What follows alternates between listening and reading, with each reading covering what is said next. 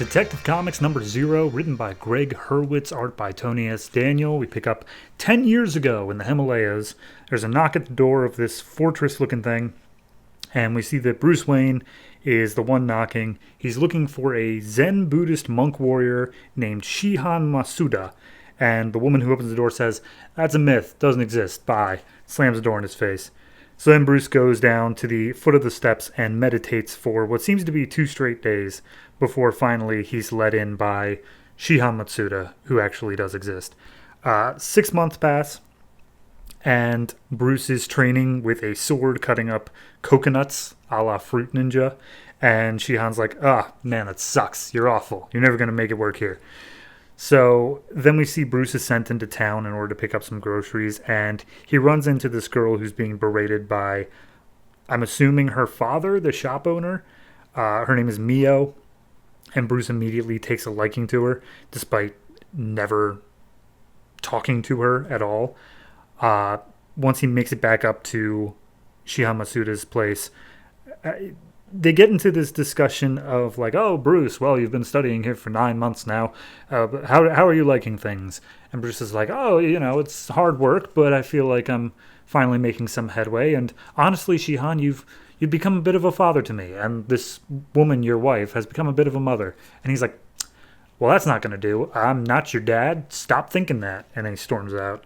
And then we get later on training where apparently there's some black fog or something which represents all of humanity's like ills, and Bruce has to take them in, inhale them, and then expel his own light, his own joy from his own body. He is just a person who takes in all the hate of the world while not having any for himself. And Bruce is like, wouldn't it make more sense for me to spread love by like having joy in my heart? And he's like, no, it's not how this works.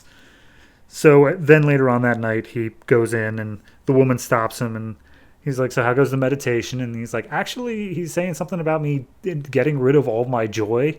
And the woman's like, no, it's not about distance from emotion. It's not about getting rid of that. It's about being able to push past your emotion. You're still supposed to be able to feel. Don't block yourself from it. Be full of it, but then push past it.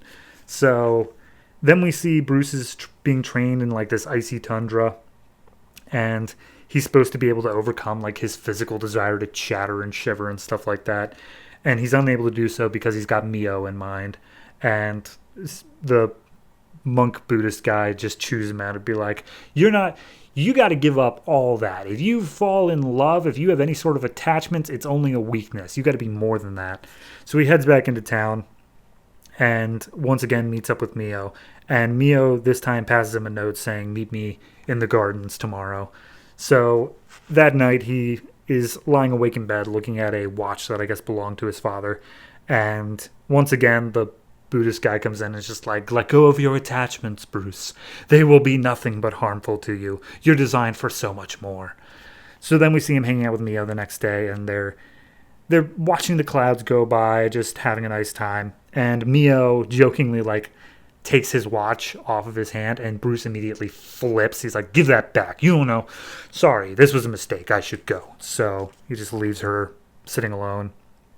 Next day, he's back at the ice training, and he is finally able to overcome his physical stuff because I guess he's put Mio behind him. But then that night, he's talking to the wife again, and the wife is saying like, my husband is like an unemotional prick. You really shouldn't be like him. I know that you want to do this thing, but like, what is it going to cost you in terms of your life? Like, share it with someone else and be happy. So that night he's lying awake again thinking about Mio, and in the middle of the night he gets up, runs out in a storm over to Mio's house, knocks on her window. It's just like, please, I will leave the window open for you tonight. Come back to my place and we will make love until the sun rises. In less words, but pretty much what he's saying. So that night he leaves the window open, and a ninja breaks in and stabs his teacher through the chest.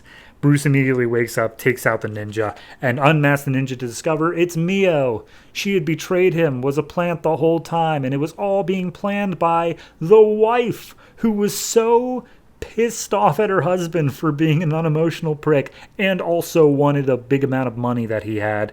She stabs him through the chest again and goes after Bruce. But before Bruce is able to be attacked, Shihan like sits up and uses a throwing knife to kill his own wife. And so Bruce is holding his master in his hands, and the master's like, "Let this be a lesson to you, Bruce. Bitches be crazy." Again, in more or less words, but that's the story. I get it. I understand the desire to have a story of like, here's why Bruce is so closed off, but I feel like his whole trauma with his parents dying was more than enough to do that. I don't think we needed another story of like, no, but like, here's why romantically he's closed off. And it's like, okay, I guess. It's not bad. It's not a bad story at all. Art wise, it's pretty good. There's a few issues here or there. It did feel a little bit rushed, just in terms of we're setting up this entire new character that we've never met and then also going through the arc and killing him all in the same thing. But it's fine. It's an okay enough story. Overall, I guess I'd probably give it like a 6.5. It's an okay. It's not Batman's origin, but it is an early Batman story. So I see the point of putting it into the Zero issue. It just has a couple flaws that keep it from being anything fantastic.